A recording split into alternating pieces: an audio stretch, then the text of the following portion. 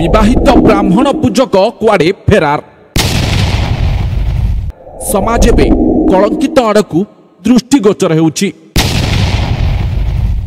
10म श्रेणी नाबालिका छात्री दुष्कर्म। हाँ आज्ञा, समाज एवं कलंकित आड़कू दृष्टिगोचर होउछि। घटनाटी शुणिले आपनकू आश्चर्य लागिब। दर्शक बंधु, घटनाटी घटिछि भद्रक जिला धामरा थाना अधीनस्थ कैथखोला पंचायत रे। नाबालिका को नहीं विवाहित ब्राह्मण पूजक कुआडे फेरार। परे कैथखोला शंकर महादेव मंदिर रे 2 दिन हला पूजा ठप।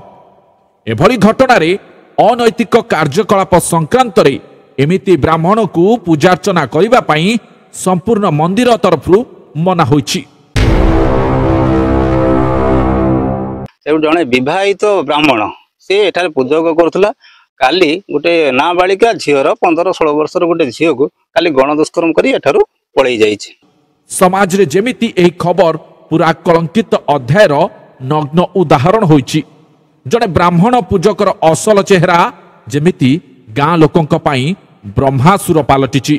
भगवानक सृष्टि रे द्वितीय अवतार रूपे पूजा पाउथिबा ब्राह्मण समाज एबे कलंकित आड़कू दृष्टिगोचर होउछि, जहाँकि समाज रे प्रतिष्ठित ब्राह्मण धर्म संस्कृति को लोकंकर विश्वास हराउथिबा लोकलोचन को आसीछि। तेणुकरी जो जघन्य अपराध करा हैछि आउ से जघन्य अपराध को आमे एठी दृढ़ भाबरे हम गाँ लोक ग्रामवासी माने विरोध करूछु आउ ताको निंदा करूछु। घटनाटी पदाकू आसीबा परे सत्यता जଣା पड़िछि। जणे विवाहित ब्राह्मण पूजक जणे 10म श्रेणी रे पढ़ुथिबा नाबालिका छात्रींक सह दुष्कर्म करने सहित अपहरण करिबारु पूजक को गाँ महादेव को पूजा करने को ग्रामवासी विरोध करने सह मंदिर छुई पूजा करने को मना करिसंती। से शिव महादेव पूजक डेली पूजा करे तापर लोक कुआडे गायब होला कहीं पूजा करते आसलानी। जे को संध्या बेले नहीं मु सत बेले मु दुकान मो ड्यूटी सारिके आसिके कंदा काटा करछनी मते डाकिले त मु गली देगिरी मु गली राती सारा खोदा खोजी कलु आ पाइलुनी।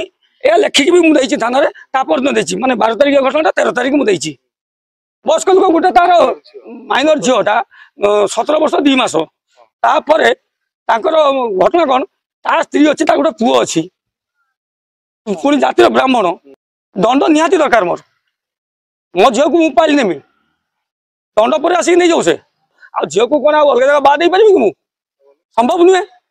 ब्राह्मण पुणी मंदिर पूजक प्रतिदिन पूजक ये काम करुच्ची से मंदिर ता बापा ये पूजा कर गला बापा भी पूजा करे से भी करे किंतु पूजक भी रहा उचित नुहे मो हिसाब हाथ में किए कर आम तो शूद्र जाति से ब्राह्मण जाति नाबालिका को नहीं जगन्य भावुची तुम ब्राह्मण है पुणी पूजक पाखर पूजक पुणी आम घर पाखर पाताली प्रवेश शिव शंकर महादेव पूजक से दंड दि जाऊ मो हिसाब जी दोष कर ब्राह्मण ता ना हूँ शिव शंकर पाणिग्राही बापा ना अजित पाणिग्राही जेजा बाबा स्वर्गत हो जाए अरविंद पाणिग्राही घर बलभद्र प्रसाद।